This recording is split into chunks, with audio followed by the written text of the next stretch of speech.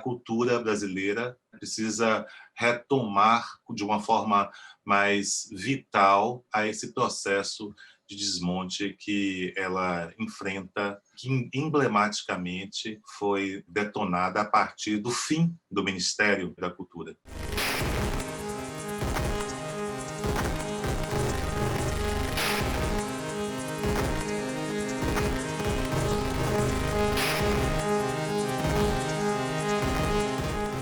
Alô, amigos e amigas do Teatro Vila Velha, estamos aqui no Cabaré dos Novos, na terceira temporada da série O Contra-Ataque. Essa temporada é especial em parceria com o projeto Cassaus, Picasso, Neruda, os três Pablos guerreiros contra o Dragão da Maldade, a montagem da Companhia Teatro dos Novos, que estreia esse ano no Teatro Vila Velha. Estamos conversando com artistas do Brasil inteiro e essa terceira temporada, especialmente, vamos conversar com artistas somente da Bahia. Hoje, temos o prazer de conversar com o artista visual e professor Ayrson Heráclito.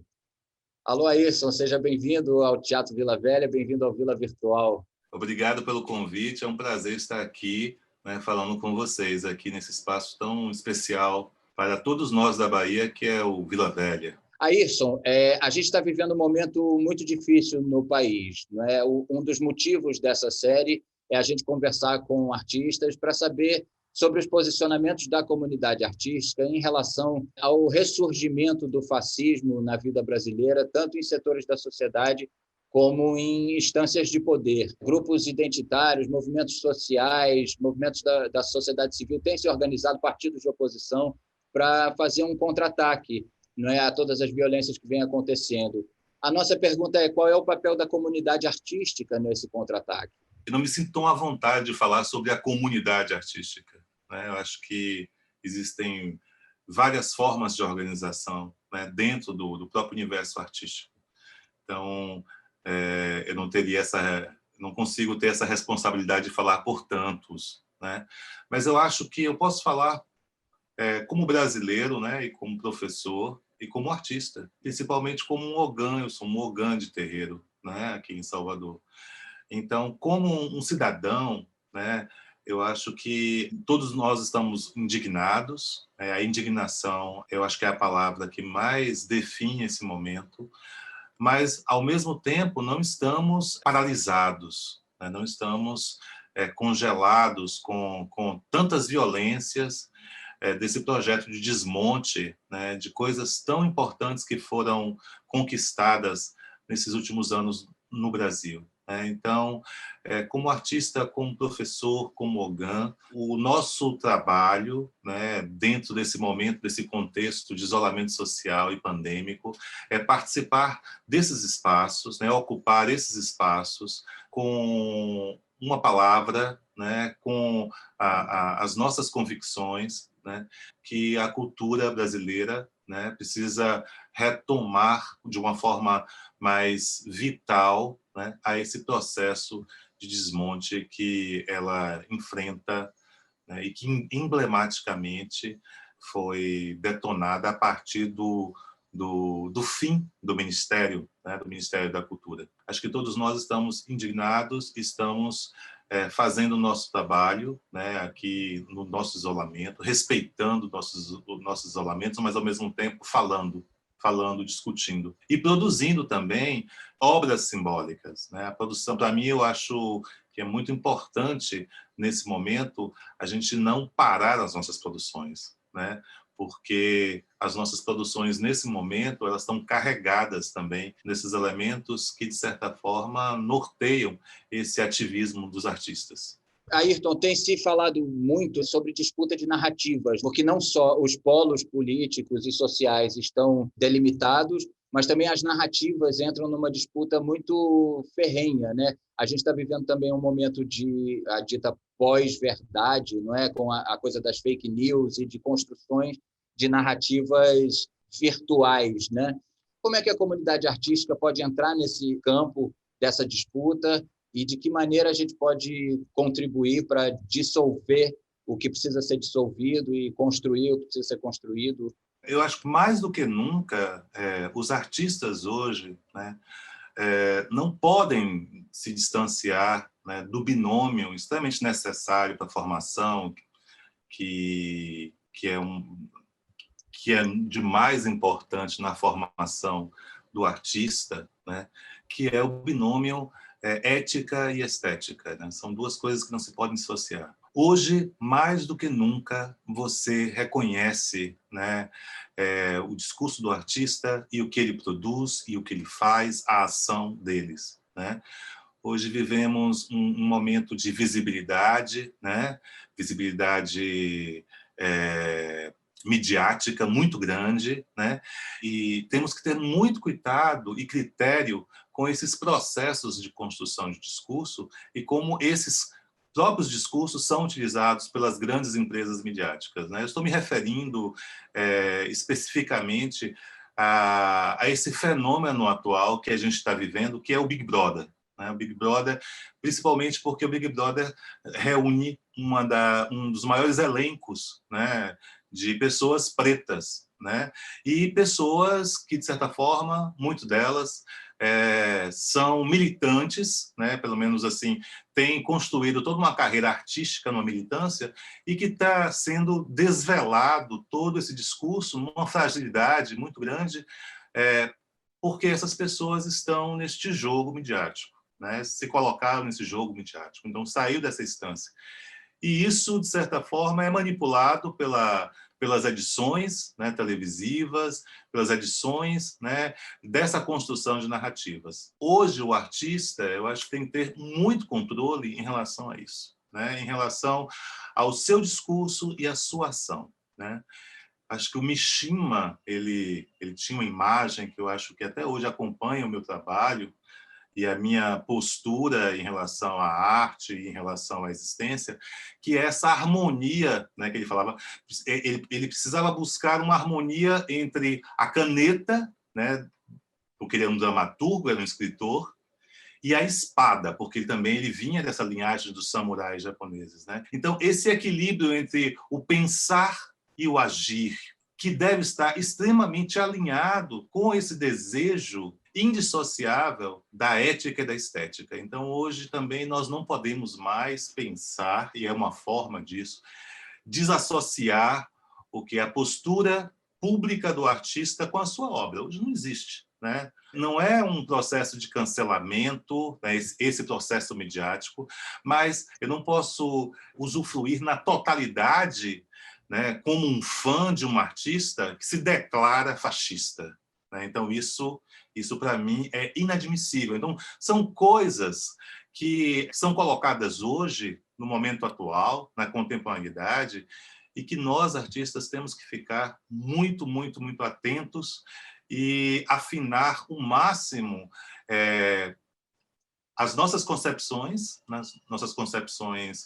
conceituais, nossos pensamentos, nossas formas de militância e o nosso fazer artístico, né? Então, conseguir isso, né, hoje, harmonizar isso numa estética, né, que também é uma estética que define a nossa existência, fundamental para que a arte possa, de certa forma, cumprir esse papel, né, de ser não a construção de verdades, mas a construção de narrativas íntegras, narrativas transparentes, narrativas que devem ser consideradas na sua plenitude, na força da sua inteireza e do seu comprometimento, né? Então, a arte política hoje não é um tema, ela faz parte da formação artística e ela está intimamente ligada, né, associada aos próprios processos de criação.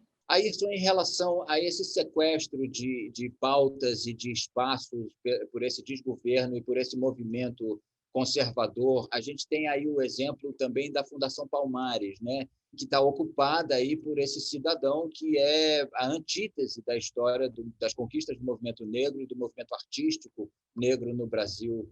Em relação à Fundação Palmares, você acha que, nesse momento, é possível disputar esse espaço mesmo com esse governo, ou é preciso derrubar esse governo primeiro e depois reconstruir o que ele vem destruindo? O que acontece com a Fundação Palmares hoje é consequência de toda essa violência, né, de toda essa violência, todo esse desmonte. E também eu tenho ficado muito atento, né, justamente à complexidade das violências que a própria população, né, preta brasileira sofreu e o quanto é complexa essa população. Eu não sou um historiador, mas eu busco muitas referências históricas e eu sei o quanto foi violento, quanto foi dissimulado a construção da cidadania brasileira no período pós-abolição. Né? Então, a gente encontra não a origem, porque eu não gosto de pensar dessa forma, mas assim os starts, né? As sementes, né? Desse movimento reacionário da preto, né? Da negritude brasileira também, que existe. Né? E que, de certa forma, está encabeçado por essa diretoria, né? E por essa ocupação, né? Essa ocupação ante todas as conquistas do movimento negro do Brasil, do movimento antirracismo, do movimento em pró à cultura de origem africana, afro-brasileira. Né? Então, o quanto é complexo isso, o quanto nós, né, estamos também tendo que aprender a conviver, né, com essa complexidade, né, com essa direita preta, essa direita fascista. Assim como eu imagino que exista também, ainda não foi assim, totalmente emblematizado, mas eu acho que existem em outros setores sociais também, que a gente nunca imaginava, né, que fosse também retrógrado, como está dando mão a esse governo. Né? Então, esse é um momento também, um momento de profunda reflexão também, e entender também o quanto é necessário lutarmos e ficarmos atentos e fortes, né, para a construção da cidadania brasileira, construída na ideia de democracia, né, e de igualdade social. Né? O quanto isso é importante para nós. Nós não podemos ficar passivos, nós não podemos ficar paralisados, né? Porque, por mais que nos doa certas constatações, né? Isso não pode gerar uma culpa, isso não pode gerar uma paralisia, certo? Uma inércia e vamos esperar isso ruir. Não, eu acho que as críticas que nós estamos fazendo ao fim do Ministério da Cultura, certo? E esses secretários de cultura, né? O fim justamente desse projeto que foi tão revolucionário como a Fundação Palmares, né? E que está vivendo nesse momento caótico, né? Quase que paradoxal. A gente não pode ficar calado frente a isso, e aí as denúncias e as nossas opiniões, nossas participações, nós artistas, principalmente, que estamos também nesse universo das redes sociais, nós somos seres sociais, nós temos importâncias sociais. É importante que nós nos posicionemos, né, em relação a todo esse processo de indignação que estamos vivendo hoje, e estamos fazendo. Estamos gritando para o impeachment, né, mesmo quando esse fato, esse desejo, né, que nós estamos batalhando não aconteça, não concretize, nós estamos falando, nós estamos conversando, nós estamos denunciando nas nossas redes. Isso é algo muito importante também. Aí só a gente teve com o Wilton Cobra aqui na série também, e ele estava dizendo sobre um momento de tanta repressão, a crise dentro da cultura, das instituições, né, do governo, e, no entanto, por outro lado, o teatro negro brasileiro nunca esteve tão bem, ou está num dos seus melhores momentos. Né? E assim também na música, né? E nas artes visuais, como é que está? Nós estamos vivendo um momento muito especial, de muitos avanços. Né? Eu tenho 35 anos de profissão, né, de carreira artística na Bahia. Quando eu comecei a trabalhar, eu era um dos poucos artistas, ou quase que exclusivos artistas, que falavam de uma forma direta sobre a questão da escravidão no Brasil. Esse passado, essa memória da escravidão não existia, não fazia parte do repertório das artes visuais brasileiras até então. E quando aparecia, era nas representações do Rugendas, né? do negro escravo, aquela coisa toda, assim, né?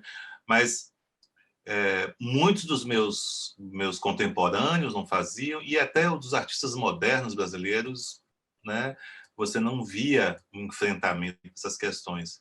Isso, né, na década de 90, né, quando eu tive um surto positivo, né, quando eu conheci o Olodum. Tudo aquilo foi uma força muito grande. Os tambores do Olodum e as coisas que eu aprendia no terreiro, né, somado àquele contexto do Caetano escrevendo sobre o Haiti, eu começando a estudar sobre o Haiti, tudo aquilo foi fazendo uma revolução tão grande na minha cabeça que, né, aí eu comecei a definir, e aí na minha primeira pesquisa de mestrado, porque eu sempre fui acadêmico também, né, já trazia, né, todas essas questões. Tanto que, como eu fui descoberto assim para o grande sistema das artes nas últimas décadas, né, boa parte da minha produção é inédita e são produções que falam sobre isso. Eu tenho vendido obras hoje que eu fiz na década de 90, justamente porque elas ficaram nos arquivos, né? Acho que tudo tem seu tempo. Não porque eu estava fora, porque não tinha mesmo espaço para a gente. Assim. O Mestre Didi era o quê? Era um artesão de terreiro. Hoje o Mestre Didi é um dos maiores escultores e artistas do Brasil. Né? Então, os últimos 10 anos, as coisas começaram a acontecer de uma forma nacional e internacional. Hoje, por exemplo, eu já tenho um espaço, a minha produção, que foi construída, né, desde muito tempo, né, e em cima dessas questões raciais, em cima da cultura negra, da cultura, né, do conhecimento que está, de certa forma, representado no candomblé não só como uma religião, mas como um sistema de conhecimento muito importante, que nos conecta com a natureza e com tantos saberes. Desde muito tempo que eu venho trabalhando com isso, e nos últimos 10 anos as coisas começaram a acontecer dentro do sistema que legitima essa produção, que é formado pelo sistema comercial, né?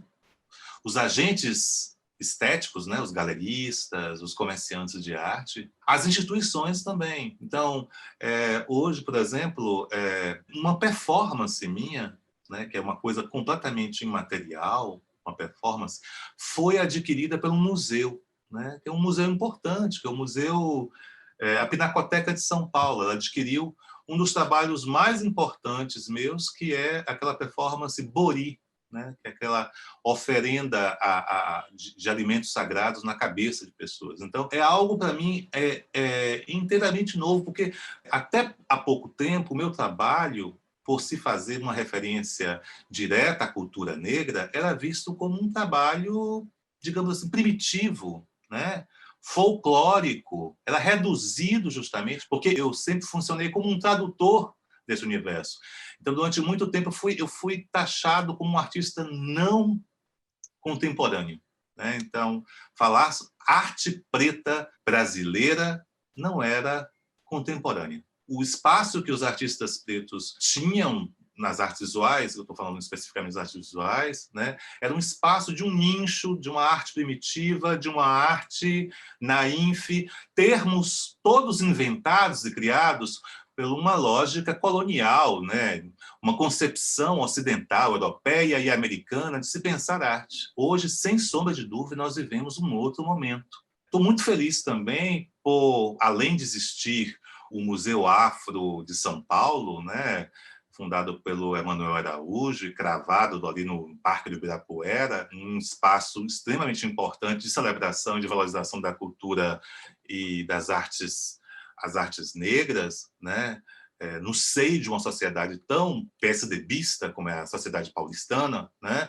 Então, eu acho muito revolucionário isso, mas a gente já percebe, né, que outras instituições, como o MASP, como a Pinacoteca, já se abre, né, para o reconhecimento e a necessidade de institucionalizar dentro de uma outra perspectiva essa produção, né? Então, não é uma moda que está acontecendo, não é uma onda que está acontecendo, né? Porque a arte negra, em todas as suas linguagens, sempre foi muito potente, sempre refletiu, né, de certa forma, as questões da contemporaneidade, mas é um momento que as disputas sobre narrativa, sobre a própria arte brasileira, né, está sendo levado em xeque. Eu venho há muito tempo defendendo uma ideia que nós brasileiros, nós afro-americanos, nós caribenhos, nós pretos do mundo inteiro temos que prestar muito atenção para uma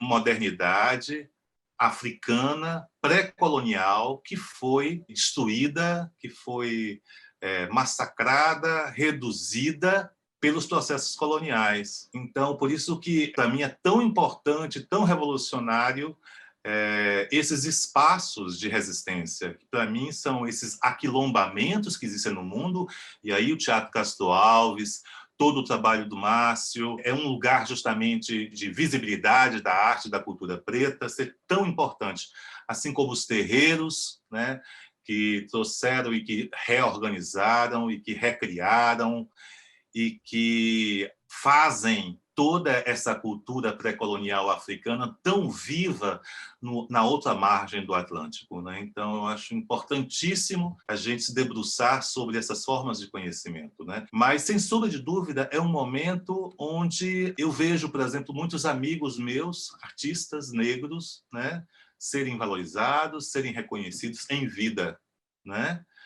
E disputando espaços que até muito tempo, espaços institucionais, eram reservados apenas para artistas brancos, né? Então, eu fico muito feliz também que a arte preta, a arte indígena, a arte LGBTQI+, né, esteja tomando espaço. Só assim a gente vai poder ter uma sociedade mais democrática e mais igualitária, menos violenta. A gente tem visto ressurgir no Brasil um movimento de repressão às artes visuais que eu acho que andava meio adormecido, talvez desde a ditadura, né?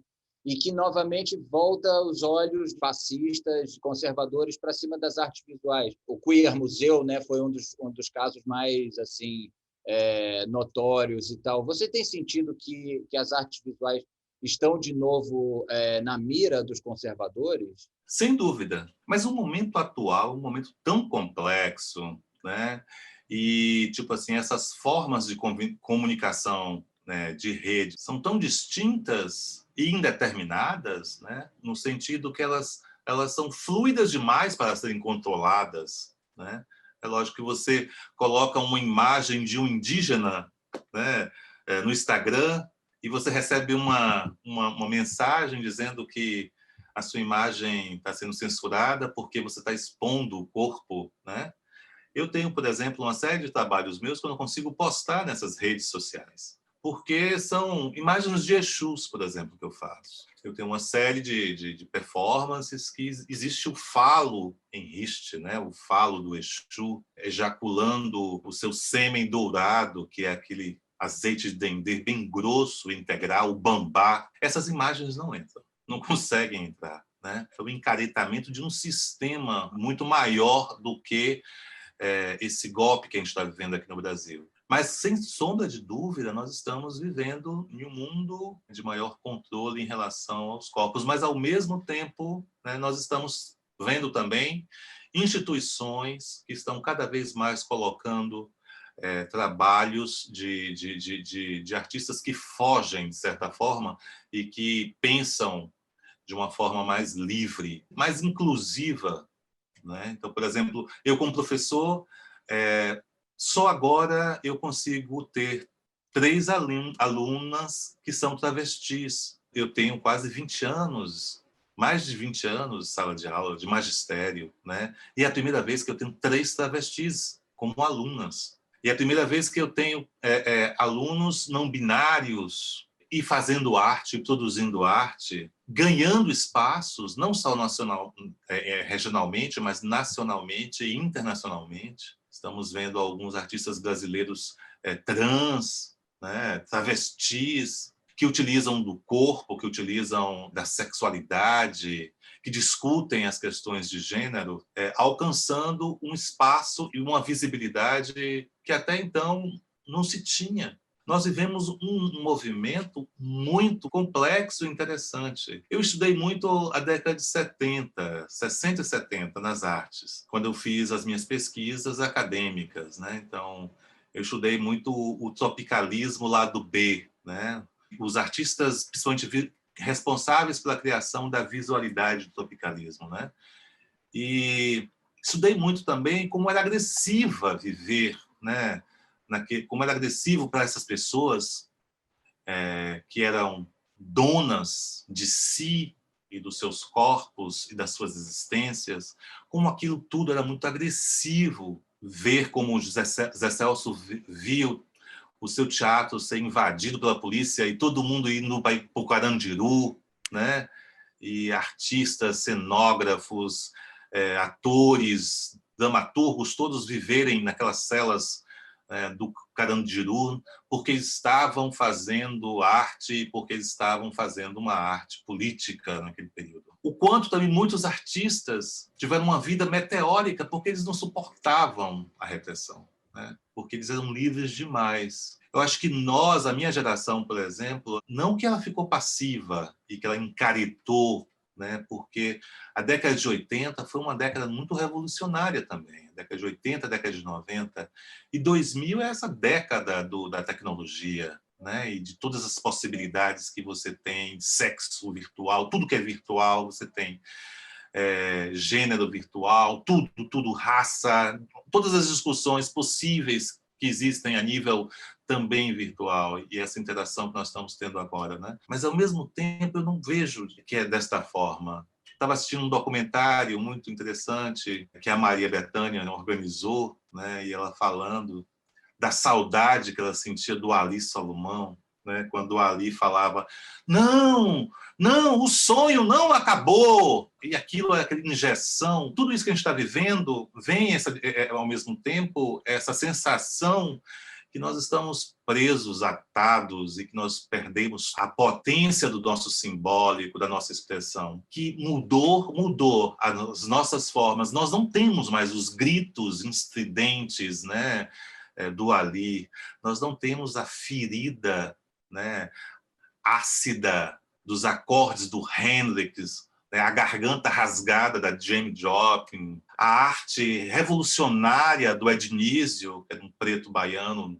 Nós não temos mais a poesia dilacerada do Ali, do Torquato Neto, mas nós temos também uma densidade que é distinta, que é complexa, mas que também, ao meu ver, não é passiva, não é pacífica. Está sempre apostando na luta pelo um mundo mais democrático, por justiças sociais, por projetos muito mais coletivos do que individuais. Atualmente, existem espaços mais democráticos para que o nosso discurso seja ouvido. E eu acho que isso é o que mais me motiva. Nós estamos conquistando um espaço de narrativa que, por mais retrógrado que estamos vivendo num momento também muito propício para se falar e para se desconstruir coisas. Desconstruir essa lógica que a arte brasileira é sudestina, desconstruir esta lógica que as referências artísticas só podem ser pensadas a partir de uma ótica europeia ou americana, né? Desconstruir essa ideia que só existe um conceito de arte e desconstruir essa ideia que a natureza só pode ser compreendida de uma forma científica, né?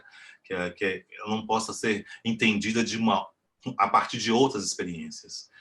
Então, o que nos motiva hoje é justamente isso, é viver e ter espaço para construir outras narrativas a partir de outras experiências que foram, eu não gosto de usar muito essa palavra, mas foram anuladas, invisibilizadas, né, por um pensamento hegemônico.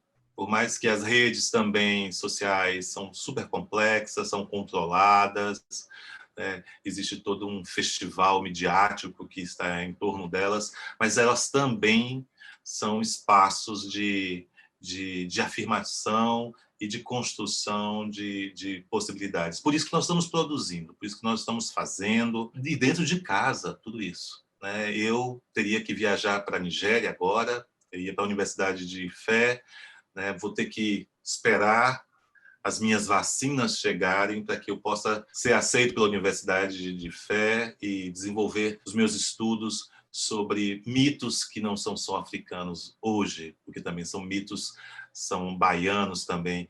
E, para mim, eu vejo que esses mitos, esses itãs, essas histórias, esses oriquis, têm uma força política, né, muito profunda para esses momentos de enfrentamento na contemporaneidade, para se pensar outras expectativas de viver e de existir. E sobre justamente essas novas gerações aí, né? Essa turma que vem depois da tecnologia e que já está criando um outro tipo de arte, que vem com as virtualidades. Você é professor também, né? Como é que você sente que vem essa geração? O que eles preparam para a gente? Dizem que depois de uma grande crise mundial, vem uma nova geração trazendo renascimentos possíveis, né? O que você aponta para a gente aí dessa galera? Eu sou super otimista, mas assim, estou cumprindo o meu papel. Olha, não relaxe, porque a luta continua e vai continuar sempre. Eu tenho alunos do Recôncavo de Cachoeira que já são representados por galerias super chiques em São Paulo, né?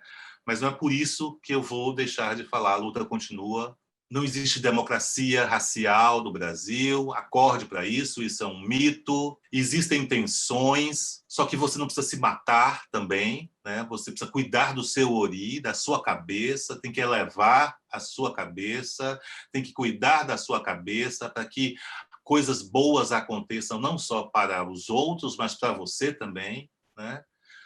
Porque a sanidade, a saúde da cabeça, que é esse local de conexão entre tantos mundos, para nós baianos, africanos, brasileiros, nós temos que zelar muito delas. Eu não posso dizer para eles que está tudo resolvido, porque não está, né? Mas que eles devem estar bastante atentos, né? O ativismo deve ser feito de uma forma muito mais, digamos assim, além do ativismo clássico, né? Um ativismo que passe também por esta luta pela espiritualidade também. A minha geração já questionava Glauber, porque a geração de Glauber, excessivamente materialista, achava que esse patrimônio, esse acervo que nós temos, né, que é esse conhecimento perpetuado pela religiosidade afro-baiana, afro-brasileira, né, era visto como nocivo naquele período, né? Hoje nós não compreendemos dessa forma. E eu vejo muito essa geração, uma geração, por exemplo, eu sou de uma universidade revolucionária, né? De um processo de descentralização do conhecimento universitário, uma universidade que a gente leva arte, tecnologia, cultura para filhos de pescadores, filhos de marisqueiras, filhos do povo popular, do povo sem nenhum privilégio histórico, né? Descendentes da população africana que foi escravizada no Brasil. Então, esse é o nosso público na Universidade do Recôncavo. Então, uma universidade muito revolucionária. Eu tenho visto cada vez mais narrativas potentes tomando espaço de uma forma muito eficiente e produzindo imagens que ampliam, esgarçam, né, toda essa determinação que a arte e a cultura e o povo preto sofreu, né? Então, são artistas que estão revendo, recriando narrativas e, principalmente, criando um material simbólico, né, vigoroso, potente, para enfrentamentos futuros de cabeça erguida, sem a destruição da sua autoestima. Fascistas não gostam de arte. Têm dificuldade. Quando os nazistas ocuparam Paris, decidi ficar. Muitos artistas e intelectuais ficaram. Não podíamos entregar a cidade a eles, o país, o continente. Me proibiram de expor meu trabalho e a Gestapo me vigiava todo o tempo. continuei pintando. Eles vieram algumas vezes com as suas botas de couro ao meu estúdio, com a habitual empáfia de dominação dos ignorantes, para inspecionar. Aquelas pessoas que demonstravam tanto desprezo pela arte mundial sabiam do poder contido em cada obra. Queimaram livros, destruíram centenas de pinturas, prenderam e assassinaram artistas. Durante o dia, nos chamavam degenerados, mas nas sombras assaltavam nossas coleções e museus. Inúmeros carregamentos com algumas das obras mais monumentais da humanidade foram roubadas por eles na calada da noite. A obsessão dos homens violentos pelos artistas é de astúcia proporcional ao seu embrutecimento. Farejam a ameaça no que não compreendem. Outro dia, no meu estúdio, um dos oficiais se demorou observando uma foto de Guernica que estava sobre a mesa. Perguntou: "Foi você que fez isso?" Respondi: "Não, foram vocês." Airson, muito obrigado. Que coisa boa poder conversar com você. Prazer enorme te receber na terceira temporada de O Contra-Ataque. Obrigado, Miguel. Um prazer falar com você. E a você também que está nos assistindo no Vila Virtual, muito obrigado pela sua audiência. Se inscreva no canal, acompanhe toda a programação do Vila Virtual. Até semana que vem.